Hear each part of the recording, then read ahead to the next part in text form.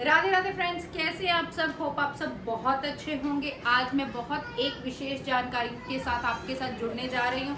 वो विशेष जानकारी क्या है कि हमारे जो सूर्य और शनि देव हैं वो आमने सामने आने जा रहे हैं। 17 सितंबर तक वो आमने सामने राशियों में रहेंगे, जिससे आपकी हर एक राशि को प्रभाव पड़ेगा। किस राशि को अच्छा प्रभाव पड़ेगा, किसको बुरा प्रभाव पड़ेगा, मैं आपको बताऊंगी। सबसे पहले तो ये बात जान ले कि जो सूर्य है वो पिता के कारक हैं, जो शनि है वो कर्मों के कारक हैं और पुत्र के कारक हैं।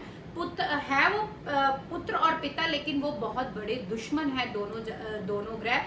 इसलिए जब भी वो आमो सामने आते हैं तो कुछ राशियों को बहुत बुरा प्रभाव लेके आते हैं। लेकिन सबसे अच्छी जो राशियों का प्रभाव, मालो माल जो राशियां होने वाली हैं, जिनको धन की प्राप्ति होने वाली है और भाग्य बदलने वाला है जिन राशियों को, वो कौन सी राशियां? वो 3 राशियां हैं, मेष राशि, मिथुन राशि और धनु राशि। ये राशियों वालों के लिए ये समय बहुत अच्छा आने वाला है। ये पीरियड इनके लिए भाग्य से भरा होगा और मालो माल होगा इनके लिए, और जो भी काम में ये हाथ डालेंगे वो काम इनका अवश्य बनेगा।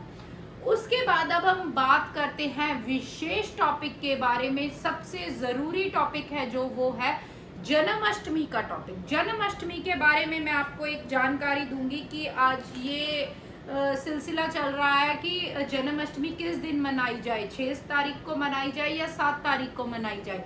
इसके लिए मैं आपको बताती हूँ। जो अष्टमी का मुहूर्त निकल रहा है वो निकल रहा है शाम को 3 सवा 3 बजे 6 तारीख को, और अगले दिन 7 तारीख को 4:15 तक PM शाम तक रहेगा अष्टमी का मुहूर्त। लेकिन जो कृष्ण जी का बर्थ हुआ था वो हुआ था रोहिणी नक्षत्र में। रोहिणी नक्षत्र बन रहा है रात को 9:30 बजे 6 तारीख से लेकर 7 तारीख के 10 बजे तक, रात के 10 बजे तक।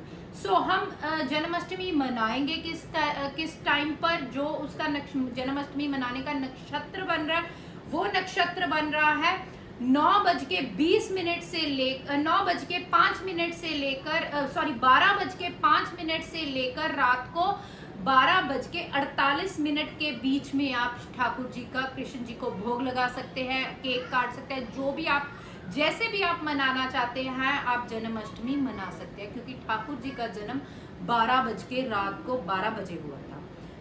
आपको इस जन्माष्टमी पर क्या उपाय करना है जिससे कृष्ण भगवान आप पर प्रसन्न हो और आपके घर में खुशियां लाए, भाग्य लाए और समृद्धि लाए। उसके लिए आपको उपाय क्या करना है? उसके लिए आपको शाम को खीर बना लेनी है।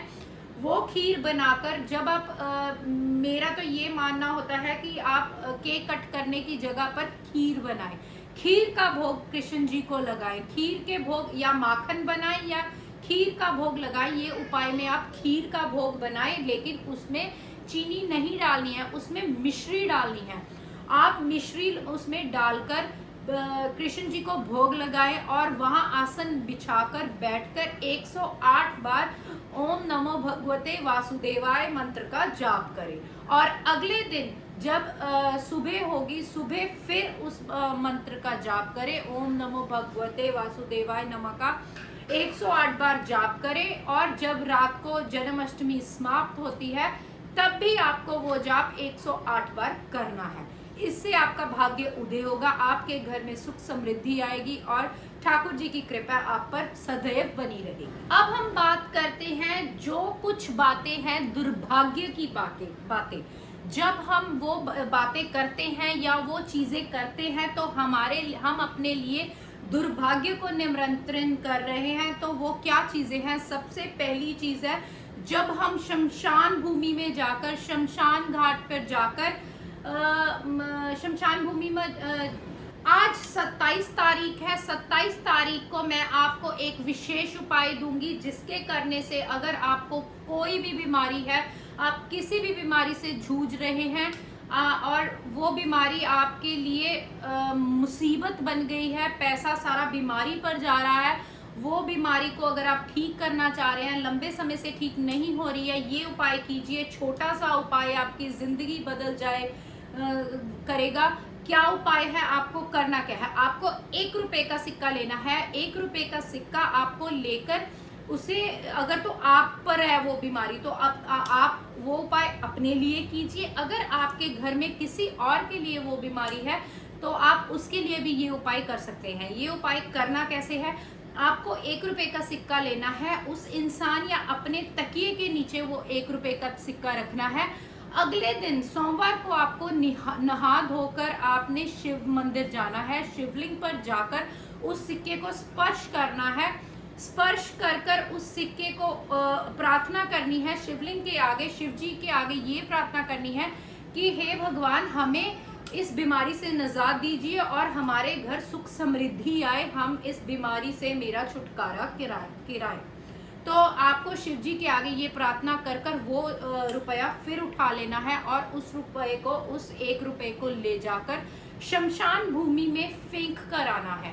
जब आप शमशान भूमि में वो 1 रुपया फेंकेंगे तो पीछे मुड़कर नहीं देखना है। जब आप घर आ रहे हैं बिल्कुल भी पीछे मुड़कर नहीं देखना है। आप अपने घर आए, आकर बैठ जाए। ऐसा ये उपाय करने से आपको निजात मिलेगी। आप जिस बीमारी से जूझ रहे हैं आपको तुरंत पता चल जाएगा, 2 दिन में ही पता चल जाएगा कि आप वो बीमारी से ठीक हो रहे हैं। अब हम बात करेंगे कुछ दरिद्रता की, वो बातें जिन करने से हमारे घर में जो दरिद्रता आती है। सबसे पहली बात जो हम करते हैं तो हमारे घर में दरिद्रता का कारण बनती है, वो क्या बात है? सबसे पहली बात है, जब हम शमशान भूमि में जाकर हंसते हैं, शमशान भूमि में जाकर खिलखिलाकर हंसते हैं तो वो हमारे घर में दरिद्रता का कारण बनती है। दूसरी चीज ये है कि जब हम पेड़ की जड़ में पेशाब करते हैं, पेड़ की जड़ में पेशाब नहीं करना चाहिए। आपको ये नहीं पता वो कौन सा पेड़ है, कैसा पेड़ है, और आपको वो दरिद्रता का कारण माना गया है अगर आप पेड़ की जड़ में पेशाब करते हैं। तीसरी चीज ये है, अगर आप अपने रसोई घर के आसपास कहीं भी बाथरूम करते हैं या आपके रसोई घर के आसपास शौचालय है तो भी ये दरिद्रता का कारण माना गया है। चौथी चीज है, अगर हम दांतों से नाखून खाते हैं, जो भी व्यक्ति दांतों से नाखून खाता है उसका भी ये दरिद्रता का कारण बन जाता है। कैसे? क्योंकि जो नाखून है वो शनि का कारक माने गए हैं। अगर हम उन्हें दांतों से काटते हैं तो वो दरिद्रता का कारण। घर में कूड़ा कबाड़ इकट्ठा करना, अगर हम घर में कूड़ा कबाड़ इकट्ठा करते हैं तो वो भी दरिद्रता का कारण माना गया है। उसके बाद अगर हम फटे पुराने कपड़े पहनते हैं तो वो भी दरिद्रता का कारण माना गया है।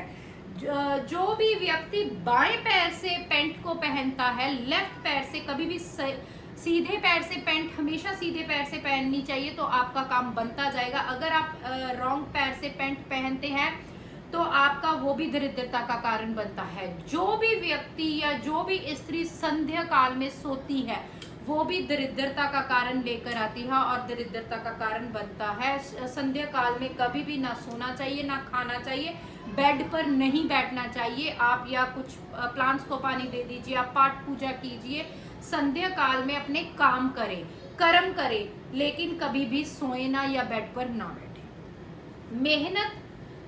मेहमान आने पर जो इंसान नाराज होता है वो भी दरिद्रता का कारण बनता है। जो इंसान जब मेहमान आते हैं तो ऐसे गुस्से में देखता है, क्यों आ गया, मुझे काम करना पड़ेगा, तो वो भी दरिद्रता का कारण बनता है। मेहमान की आवभक्त कीजिए। आमदनी से ज्यादा खर्च करने से आप पर कर्जा बढ़ता है, कर्जा बढ़ेगा तो दरिद्रता डेफिनेटली आपके घर में आएगी।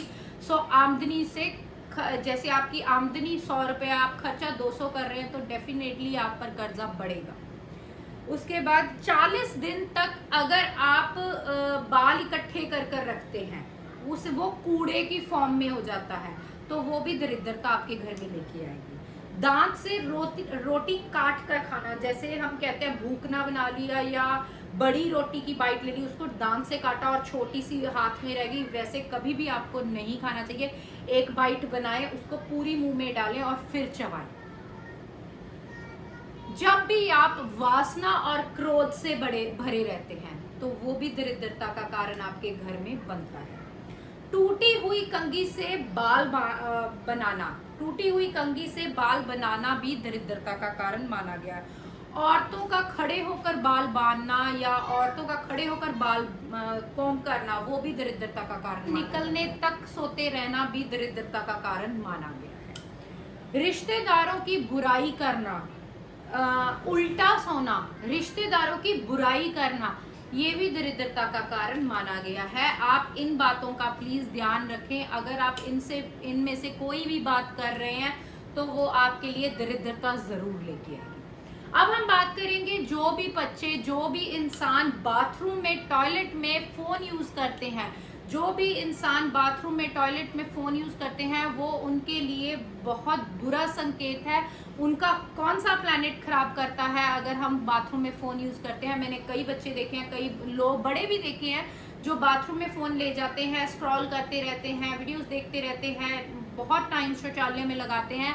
तो इससे आपका बुध प्लैनेट खराब होता है। अगर आपका बुध प्लैनेट खराब होता है, मरकरी खराब होता है, तो आपकी वाणी, आपके कम्युनिकेशन में प्रॉब्लम आएगी, कम्युनिकेशन स्किल्स खराब होंगी, आपकी वाणी में खराबी आएगी, आप किसी के साथ सोशल मीडिया में इंटरेक्ट नहीं हो पाएंगे। सो आपको आज से ही अगर ये हैबिट है बाथरूम में फोन ले जाने की, तो उसे अवॉइड कीजिए। और अगर आपका बुध खराब होगा तो आपको स्किन डिजीज डेफिनेटली आएगी। अगर आपका बुध खराब है तो आपको कहीं जैसे पिंपल्स हो गए, कहीं आपको कोई दाने हो गए, ये स्किन डिजीज की उत्पत्ति हो जाएगी अगर आप बाथरूम में फोन यूज करते हैं। अब हम बात करेंगे जब हम पैर स्पर्श करते हैं तो हमें क्या लाभ मिलता है। सबसे पहले अगर हम पिता के पैर स्पर्श करते हैं तो हम कभी भी गरीब नहीं होते। दूसरी बात, अगर हम माता के पैर स्पर्श करते हैं तो कभी भी हम बदनसीब नहीं होते। तीसरी बात, अगर हम भाई के पैर स्पर्श करते हैं तो हम कभी भी गमगीन नहीं होते। अगर चौथी बात, अगर हम बहन के पैर स्पर्श करते हैं तो कभी भी हम चरित्रहीन नहीं होते। पांचवी बात, अगर हम गुरु के पैर स्पर्श करते हैं तो कभी भी हम छूते हैं, तो जो गुरु के पैर स्पर्श करते हैं तो हम बहुत खुश नसीब होते हैं और बहुत खुश नसीब होते हैं। So Radhe Radhe friends, thank you for watching my video. Please मेरे चैनल को लाइक, सब्सक्राइब, शेयर जरूर कीजिए।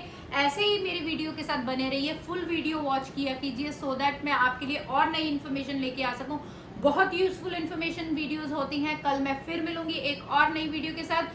तब तक के लिए Radhe Radhe friends, thank you for watching my video.